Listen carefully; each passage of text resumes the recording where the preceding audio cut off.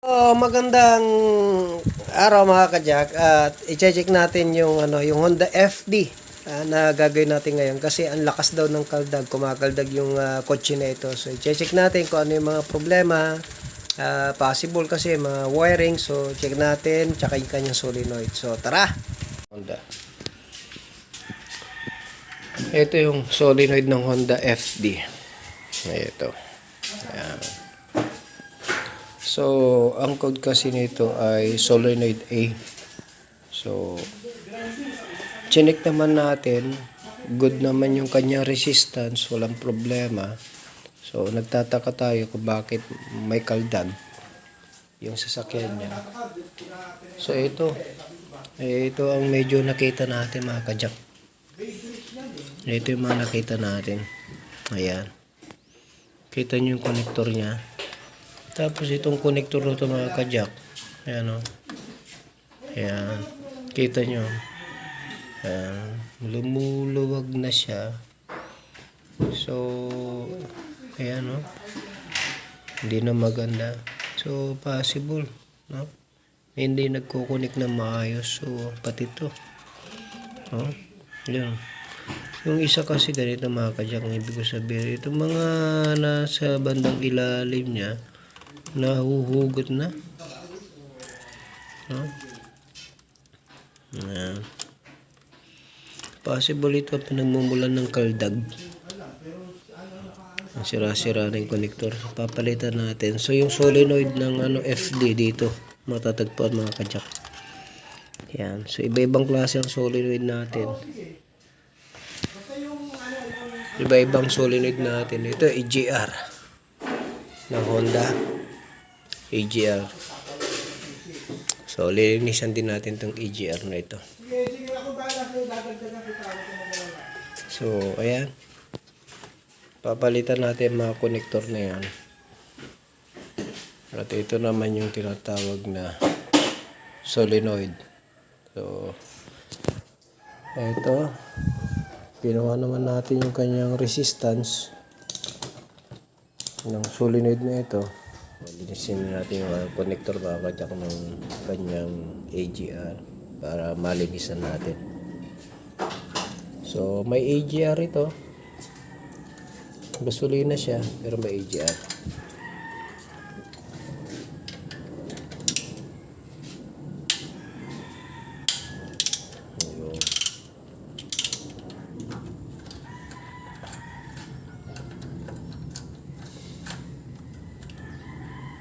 Ayun.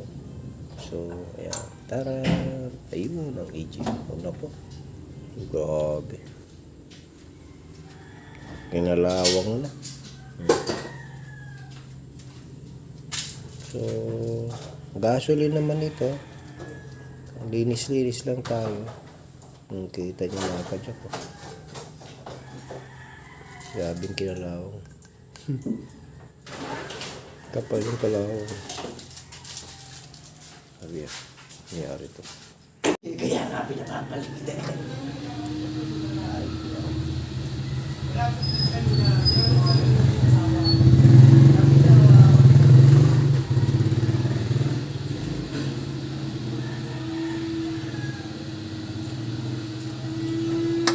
Hindi nga yung buhat niya, sabi sa kanya, gago na eh.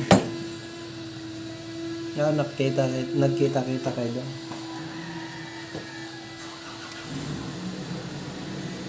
Electrician yan si Mark eh. Taling electrician Mark eh. Electrician yan, hindi electrician yan eh. Hindi, ang ano nga lang, electrician sa bahay.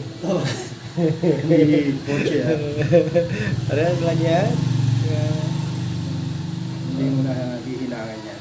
Hindi na yan. Hindi, bahala siya sa buhay niyo. Siguro na hindi magdidikit yan. Wala pa naman battery eh. Baka pagsamahin niya, ano? Kasi ako pag ganyan, nagtata. Babalutan ko muna isa. Para sigurado. So, ito na mga kajak. Ayan. Napalitan na namin po yung tatlong socket na medyo durog-durog na at ito ang possible na cause na kaldag ng sasakyan ni Sir. Kaya ito, tignan natin yung ating pagkakagawa. Ayan, tignan nyo mga kajak. Oh.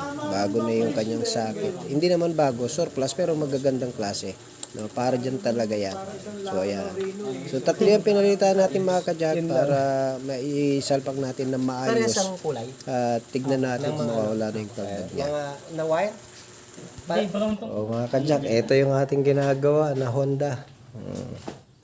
So, nag-ayos lang tayo ng mga connector. At binabalik na natin, nabalik na natin EGR, nalinis na. Ayan, oh, ganda. May protection pa mga kajak para kahit pa paano hindi madumihan. May charge yan. May-ari, oh. Kamot ang may-ari, may charge. May charge yan. Okay, yan. Tagal nyo. Per arto eh. Lahat eh. Ayan, nakabalik na natin mga kajak.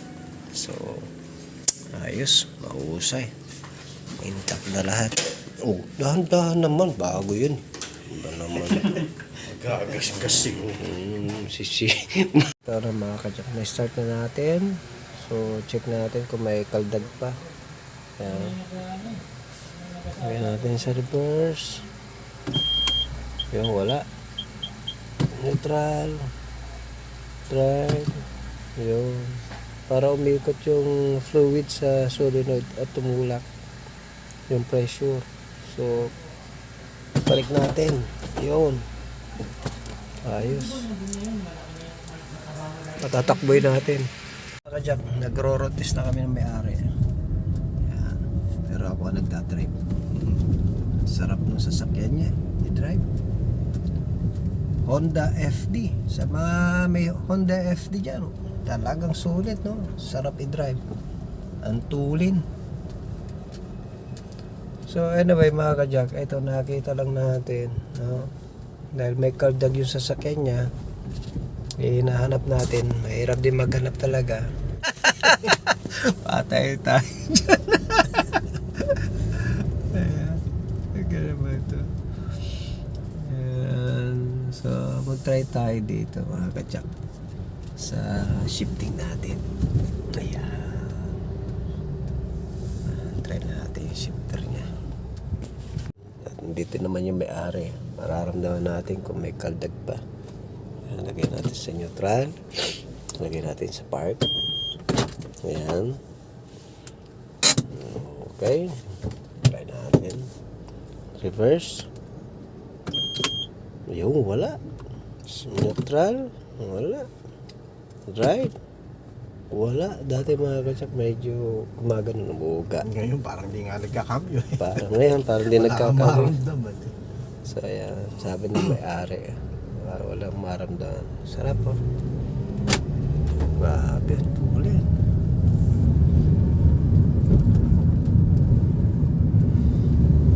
Birahin natin ang konti. Wow. Grabe. Sarap. Talagang sumisipa. So okay na to. Matagal na uling babalik yung may-ari nito.